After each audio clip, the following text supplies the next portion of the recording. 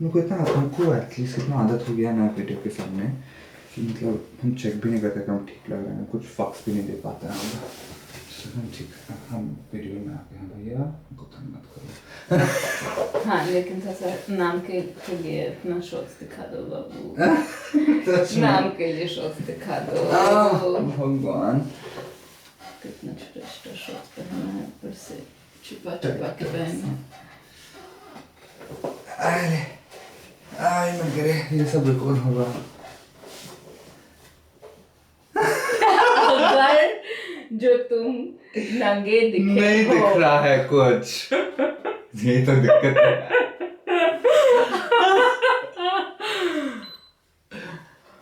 तो 16 तो बहुत ज्यादा भैया।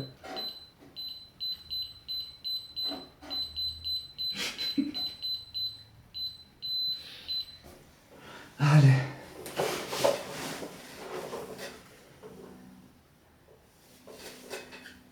एंगल बहुत गंदा था उस वक्त का। चलो 3, 2, 1। Hello, welcome to a video edition of the Don't Panic podcast. No, actually, welcome to a new episode of the Don't Panic podcast. Okay, 3, 2, 1. Hello, welcome to a new episode of the Don't Panic podcast. Today I am thrilled to be joined by Adarsh. Adarsh, thank you so much for being here. Thank you for finally having me in your podcast. And today we're talking about something that's really interesting to me. I have, for as long as I can remember, loved arts. And I am friends with a lot of artists, surrounded by creative people. And today we're going to be talking about being a creative and managing your money. Don't panic, Shob. I'm here to help you. I love that. I am joined by someone that is one of the most creative, driven people that I know. So for a little bit of context, Adarsh Gujadhur is an engineer by qualifications, a dancer by calling, and a businessman by profession. Interesting. Is that an accurate depiction of you? Absolutely. I think you've successfully condensed a decade into 3 adjectives. Excellent. Adarsh, today I want to start off by asking you a few questions. The first one being, what are some of the initial money beliefs that you had with regards to being a creative? What was or maybe let's start with, what were some of the initial beliefs you had, mindsets you had towards being a creative? There is no money in the industry to be a creative. That's what I had found out, and I was told there's a huge stigma with the idea that if a person in Form 3 chooses to pursue arts or design, then they are not treated as equals. They are made to feel second class. Is that an opinion that you at one point shared? Yeah, I think even I made people feel that way at a certain point of my life. In Form 3, I would look down on people because I did science and they did arts. I would look down on people who weren't in the same batch as me. Right? Do you think that the creatives look down on you for studying science? Did you ever think about that? Honestly, man, if I knew what I know now, back then, I don't know what I would still do. Would have chosen science. Interesting. So for context, I've also studied chemistry, and in hindsight, I would not change it. I really, it was really not what I was meant to be doing, but what it taught me that I can learn anything. Exactly. I think engineering did that for me as well. The intensity and how rigorous it is to study those métiers and those professions just goes to show once you're out of it that, my God, we can wear several hats and still juggle so many things at the same time. But I think one of the things that I did have to, and this is the last I'm going to say about this because I do want to talk about money. One of the things that studying science, as much as I'm grateful for it, that I do kind of have like an ick about is that I had to unlearn a lot of behaviors, mindsets to be able to tap into my creativity again. When I started getting back into arts, Interesting. There's a lot of structure can be counterproductive to the process of creation. Interesting. I took it the other way around completely. I felt like all that structure suppressed a certain part of me that as soon as I tapped into it, it was like a balloon waiting to be burst. But that's what I mean. Like you need to unlearn the structure to be able to express yourself creatively. For me, it was like a dam just opened. It became like this idea that there is no God anymore. why structure? Like why? No, I'm not saying I've succeeded in life. No, not at all. But I think I get to experience as a creative who had a track record as mine, to see the coin in both ways. You can look at it through like, okay, there's a commitment and there's a ritual of following structure, but there's also this freedom of being a creative, and juggling that is what I'd like exploring. Yeah, and I don't think you should undersell yourself by saying, I think that when I look around me, like, if I had to define success, I think you're so much more successful than so many other people that I know, purely because you have created an environment for yourself where you're able to march to the tune of your own drum. Is that how you say that? No, but it's to the beat of your own yes. drum. Yes, correct. But yes, so I think for me that's success, and I think I want to unpack that a little bit more later on. But I want to sort of recapitulate your career because I've been a bystander to it. And an integral part as well. I'm not going to lie. So, for context, Adarsh Gujadhur is studied science, as we spoke about it, went to engineering school in India, came back, worked as an engineer for how long? About a year? A year and a half, yeah. Before he realized that engineering was sucking the soul out of his life. I have to say a caveat here. Engineering is not bad. No, it's not bad. It's just wasn't for you. Not for me, yeah. And then decided to pursue simultaneously, as he tried to transition out of engineering, try to utilize his gift and his skill set in dancing, which is your calling, and started to monetize that skill to then have a beautiful transition into entrepreneurship, where you were at one point teaching dance full-time, right?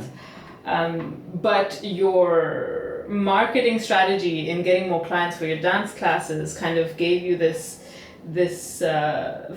popularity, I guess, this influence, this traction, that then gave you the idea to start Connectua, which is a company that is an influencer marketing agency designed to empower brands to work with local content creators. Yeah, it's to empower local content creators by remunerating them, and also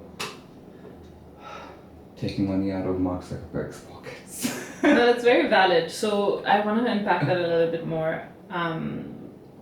What do you mean by that? So when a brand looks to work with, so when a brand is looking to market its products, it can either go with social media boosts, which is basically paying Meta to get you views, so injecting more money in a multi-billion tech company, or choosing to work with local content creators who bring you the same or even more value to your brand, and also enabling the local economy to function. I think when I say that, I mean, if you look at the track record of Connectoire when it started 5 years ago, the first year I think I was only able to give 40,000 rupees.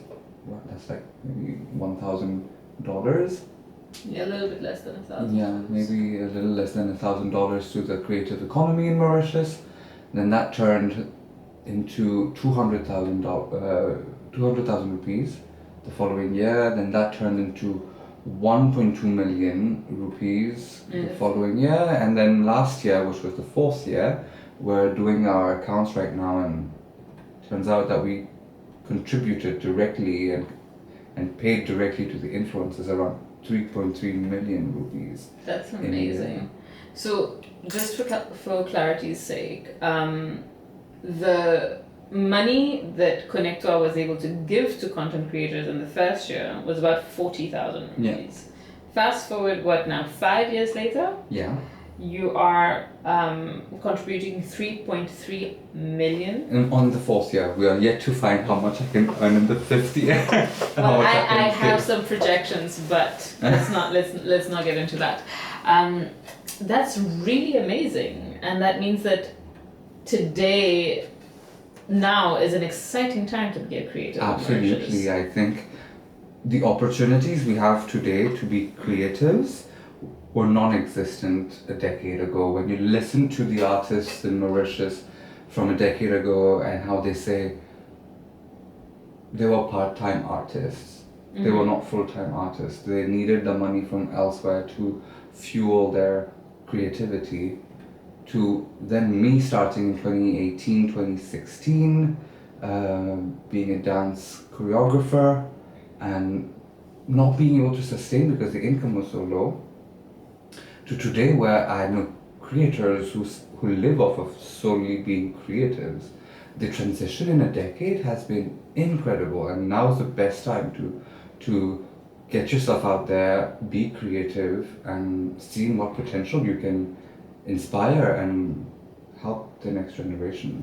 So awesome. There's definitely a mindset shift from this 16, 17-year-old Adarsh that was not very enthusiastic about the creative profession, to now being this person that kind of is a channel to empower and amplify the earning capabilities of artists. I want to talk a little bit more about certain mindsets, right? So you have a technical background, but you're a creative. Do you feel like that has empowered you more to take better control of your finances, or? Not really. So what happened is, when I chose to quit engineering, I accepted a life of maybe not being entirely satisfied with where my finances will be, but then having the satisfaction and the contentment of being able to be a choreographer, to see other people dance to my choreographies that I made in my mind. I sought this contentment and satisfaction and this craving so much, to then see it, I was very happy. This was my satisfaction.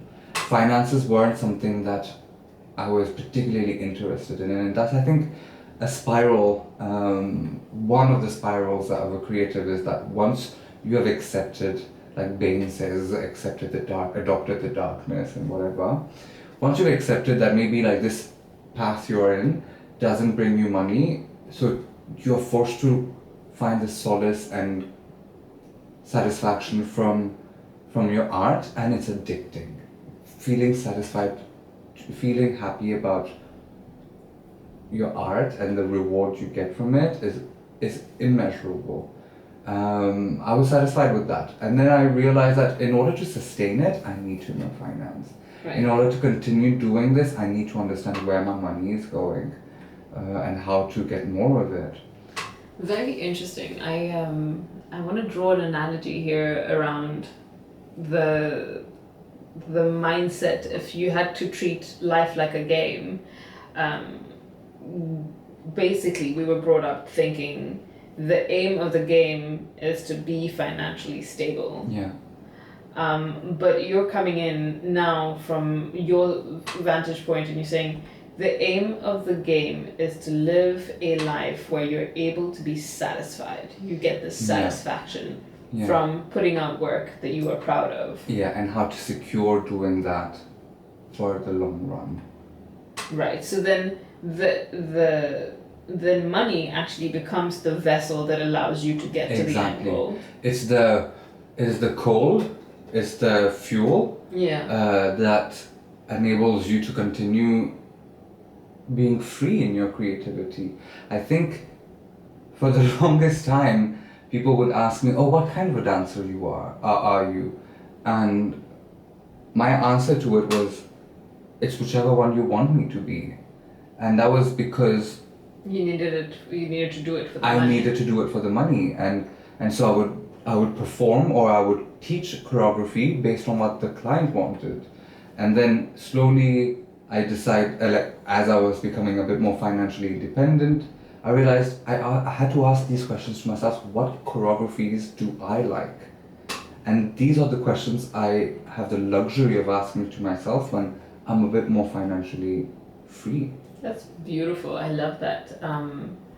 That money allows you this freedom of expression. Yeah. That's and allows you to live a life that's more authentically you, and you're able to show up as more of yourself. Exactly, absolutely. Which is amazing. Yeah. If I were to maybe talk about the creativity and juggling creativity and finance together, I think what I would say to the people today looking to earn a living through their work is just be wary of how you receive money. Sometimes it's irregular. The influx of money is not regular. And so try to plot that over a period of time, maybe a year, maybe a month, and try to see how cyclic or seasonal your income is and how to address that. That would be my first advice. That's actually really sane advice. This is something that I've personally been approached to talk about. Is I have so many creative friends and artist friends who come to me and they're like, money is not for me. I don't know how to manage money, or you should do an episode about how creative people should manage their money. And I think I want to unpack how you have done that for yourself with choreography, but then also now with being a business owner. Okay.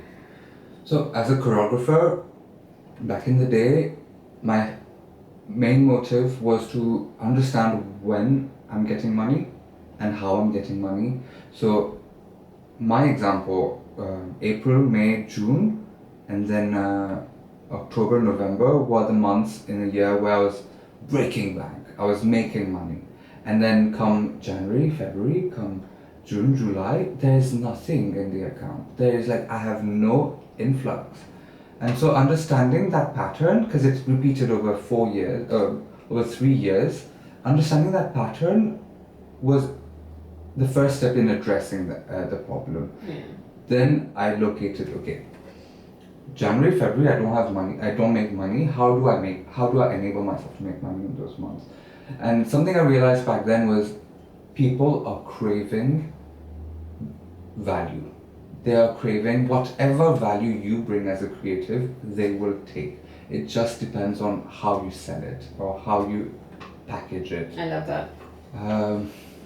So that was my idea for January and February, is to give value to the people through dance classes, through just coming on a weekly basis, learning a choreography, feeling good about the fact that you have learned something unique.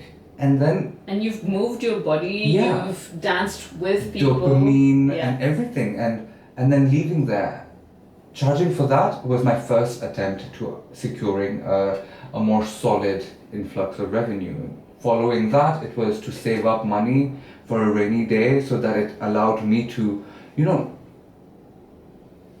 know that I am not in a very bad financial position if ever I fall ill or Yeah. if ever some calamity happens to me.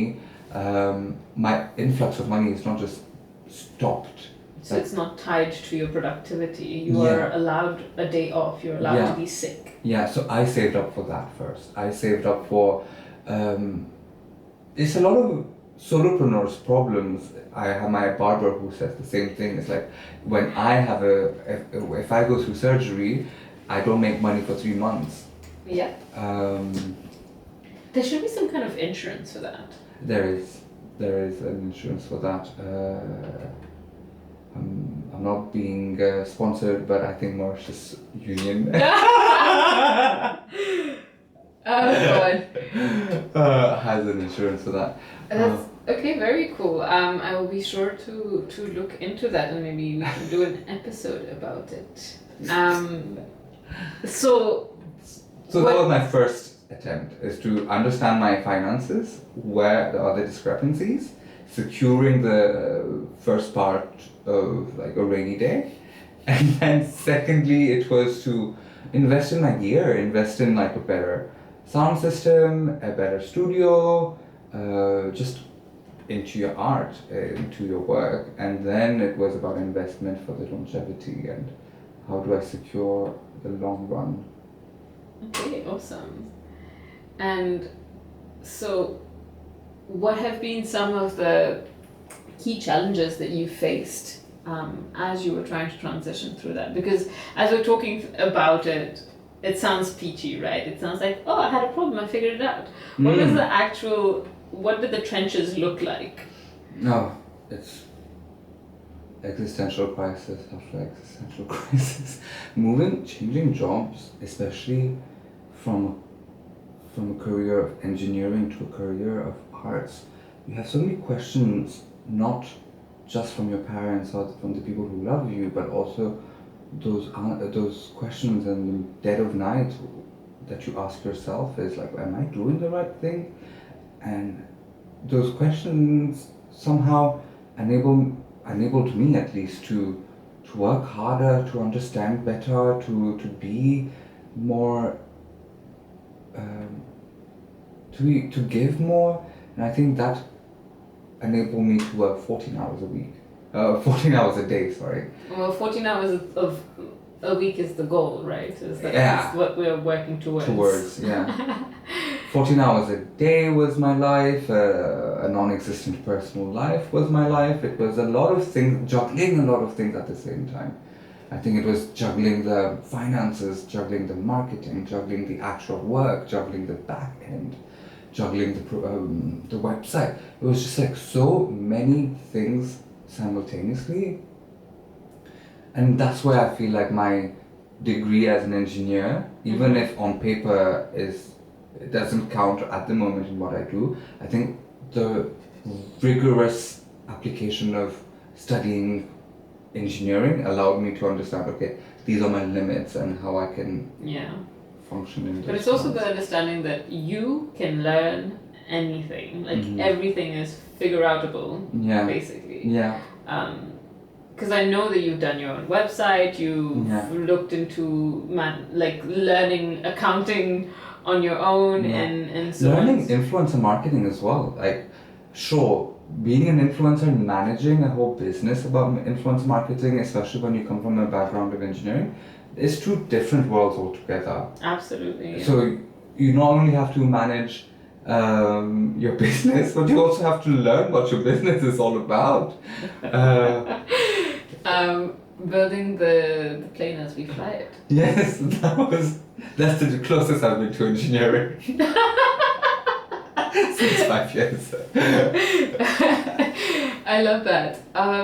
So another thing that I often get asked or comment that I often hear is, finance is not for me, finance is for those type of people, and I fundamentally disagree with that, and I'm sure that, we've spoken about it as well. There's a very distinct path that you have to choose when you choose to become a creative, like I remember that fork on the road where I had to choose either I continue just being a creative, like so many other people that I know, or do I turn it into something that can make that I can make a living out of, and in order to make a living out of it, I think finances are incredibly important to understand, not just to make your parents happy, not just to make the people you love happy, but it's for you and for your art. You owe it to your art to understand how to make absolutely. more of it. I 1000%, I can't tell you how much I agree with this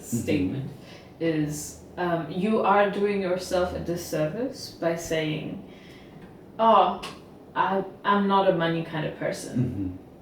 I think that in order to be a creative, if that's your ambition, you are very likely going to have to go down a route of solopreneurship, right? Yeah, absolutely. And when you're a solopreneur, when you're your own boss and nobody can tell you what you create and when you create it, that means that you need to be able to tell your employee, hey, manage your money. Unfortunately, it's the reality of where we live and how we live. It's a very capitalistic world at the end of the day, and we have certain norms to respect, and unfortunately everybody goes to the shops, everybody has to do groceries, whomever you are, and in order to be able to do that, you have to understand, how do I live off of my finances? Did you ever have a time in your life where you were making money, spending it all, having your bank account go back to zero just to get the stress so that you can create more? Yeah, I think as creatives, it's a bit of the adrenaline rush, isn't it? Yes, for sure. But we spent so long, I won't say misery, but living frugally, because we don't know when the next paycheck will be, that when the paycheck finally comes, we feel like rewarding ourselves. We feel like splurging because we feel like this is our time. That our time has come finally after like 5 years, after a decade, after 3 years. Our time has come. We will splurge, and then we find ourselves back at square one, and only to start all over again. And that was a very vicious cycle that I was in. Not just as a creative, but as an engineer as well. The frustration of going to work meant that any kind of expense was allowable because I was frustrated. Anything to make yourself feel better about the shitty job that you're in. Yeah, it's like I deserve that 5,000 rupee shoes. I deserve that 10,000 rupees Tom Ford perfume. You don't know the stress I am. You don't know what I'm dealing with. I need these shoes. Yeah, but that's a vicious cycle. That's a vicious cycle because there's a part of you that wants to reward yourself as a creative. Absolutely, and you should be able to. And you should, yes. It shouldn't come at the detriment of your freedom. Yes. And there is a sense of like, okay, the limelight currently is on me right now. It hasn't been this way in a very long time. So how do I make it last longer? You know? Yeah. So the nice feeling of the recognition, how can you make it endure? And with regards to that, obviously, thank you for sharing so candidly about that period. I think that's a very relatable thing that a lot of us actually get into. I remember at one point when I was really unhappy with my job, I was making 8,000 rupees a month and realized that I was spending it all on like eating out, drinking, and just doing random stuff that never fed my soul. Only to go back into the job to get just to be able to get another 8,000 rupees that I would spend on doing the same thing. It wasn't until I said enough that I was able to prioritize my freedom and my expression and so on and so forth. I say the same thing to aspiring content creators in my community is today the limelight is on you. How do you make it last longer? In the last 5 years, I think I've worked with more than 100 content creators, 120, and most of them have fizzled out. Most of them start, and then somewhere down the road, they lose their way. And my And what do you mean advice, by lose their way? either they get carried away with their pricings. They feel like last month I charged 5,000 for this, next month I'll charge 50, next month I'll charge 100 for the same thing. And not being able to understand finances caused this. Right. Not being able to understand how to scale your prices causes this. Right. I wouldn't say go as far as to say being greedy causes this, but this envie. The lack of education, like the lack of conversation about it as well, probably. Yes, exactly. So I tell the people in my community, like, how can you enable yourself today to make it for the next 5 years? My influencers, I tell them, like, you're in it for the long haul. When they get depressed about like vanity metrics not functioning for them for a particular video, I wouldn't go as far as to say depressed, but like if they get very sad about like their content or demotivated, or then I remind them they are here for the long run. You have to make it for the long run. It's very easy to fizzle out. And so, when you say you're here for the long run, do you mean like you owe it to yourself to put in place a system that allows you to be a sustainable solopreneur? Absolutely. There is a level of passive income that you need to focus on. There's a level of future income that you need to assure or guarantee, and there's a level of creativity that you need to incorporate in all your actions. And how to balance all of that is what I tell people to do, so as to secure yourself for the long run. That's really great. How are you currently doing that for yourself? Do you feel like sharing? I have a lot of different things different financial products I'm currently invested in. And this is what my way of just securing the future. I call them my pots, because I love gardening, so I have pots for each fund. So it can be like Winnie the Pooh's honey pots as well. Yeah. So there's one that matures in 30 years, there's one that matures in 10 years, there's one that matures in a year. Yeah. And then there is one that matures in 5 years. So like I have for different steps of my life. So you have like your herbs, your lemon trees, your big fruit trees, and then you have your vanilla tree. Yeah, exactly. And this is what I try to tell my influencers as well, is do consider that. Do consider just like extending as much as you can your income. Right, okay. So what are some of the short-term goals that you're working towards? As Adarsh or as Connector? As Adarsh. As Adarsh is to look into investment opportunities in real estate.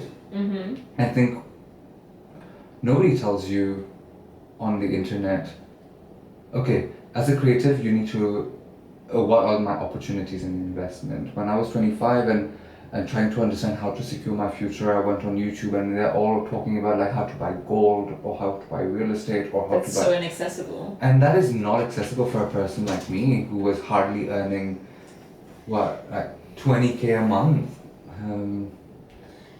Yeah, that's a really interesting one, because real estate is quite inaccessible unless you have a huge capital, right?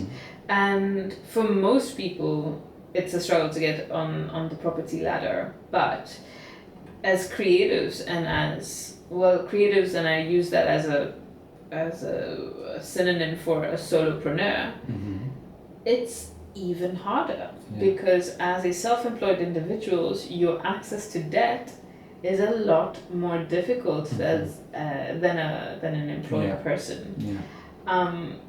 How have you navigated that? I have to say that it's not as bad as it used to be before. Seeing my father as a self-employed and all the obstacles he had in his lifetime, and where we are today, I think I'm in a better off situation. Than the previous generation. than the previous generation. Nonetheless, yes, it's not as equal as somebody who chooses to go and work for a company. How I had to manage that is to be solid and assure myself that I know what my finances are. I know what, I can't be duped. I know how like my finances work and how much of a debt I can take based on the money that I make. Right. So just taking a lot more control. Is there an element of also personal discipline that comes into play here with regards to, hey, I'm no longer buying those fancy sneakers. Yeah, I think it ran its course. I needed those sneakers to feel a certain way, and I'm grateful for those. I don't wear sneakers. If you know me, I'm never wearing shoes. But I needed it in that moment. I needed 12 pairs in that moment, and I bought those 12 pairs. I love that. I'm grateful for them, but yeah, it played its part. Now it's over. I feel like I'm a little bit more conscious where my money goes.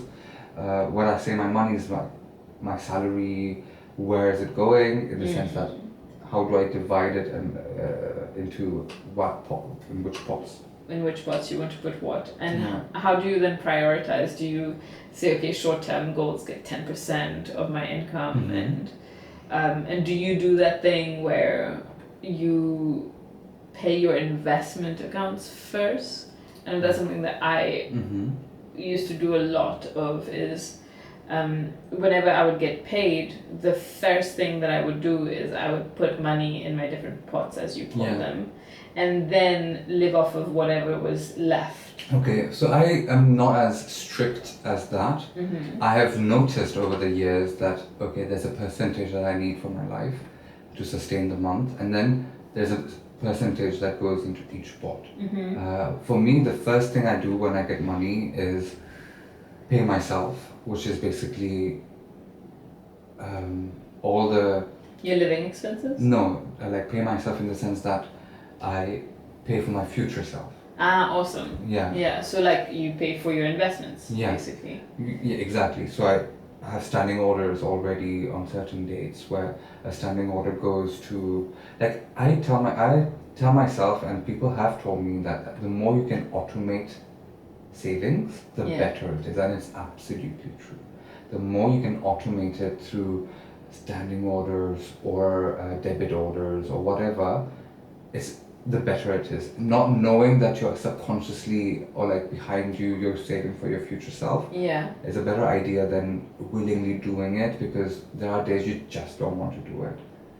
Yeah, that's true. I think it takes the burden out of your own discipline. Yeah. That's awesome. I think Mark was the one who told me this. To automate my savings. It's just to make it into a force habit. It's just to continue. That's beautiful. Yeah. That man is so full of beautiful insights. I'm so excited to have him on another episode of Don't Panic. All right. I am very mindful of the fact that I want to keep these episodes bite-sized as much as possible, and to create value in a short car ride or while you're washing dishes or whatever you like to do while you listen to the podcast. But I didn't know that is that kind of a podcast. Well, it's the Don't Panic kind of podcast.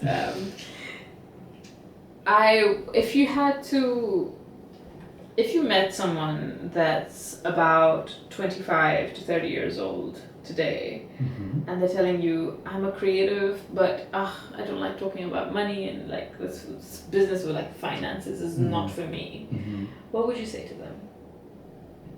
I would say you owe it to yourself and your future self to understand finances, and you owe it to the creations that you are willing to make. Because trust me, there is a freedom that comes in your creativity once you understand finances. That's beautiful.